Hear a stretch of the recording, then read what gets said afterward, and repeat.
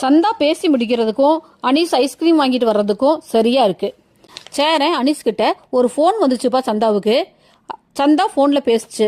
சந்தா முகமே மாறி போச்சுப்பா அப்படின்னு அனீஸ் கிட்ட சொல்ல அனீஸ் சந்தா கிட்ட ஹிந்தியில் பேசுறாரு. சந்தா அனீஸுக்கு பதில் சொல்றாங்க.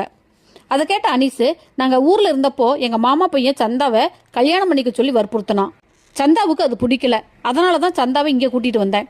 திரும்ப அந்த ஆளு சந்தாவை கல்யாணம் பண்ணிக்க சொல்லி மிரட்டுறான்னு சொல்றாரு சேரன் கிட்ட அனீஸ். அதுக்கு சேரன், பயப்படாத சந்தா, இது நம்ம ஊரு, நாங்கள் இத்தனை பேர் இருக்கோம்ல, பார்த்துக்கலாம் விடு அப்படின்னு ஆறுதல் சொல்றாரு சேரன். வீட்டில் நிலா எல்லா வேலையும் முடிச்சுட்டு டயர்டா வராங்க.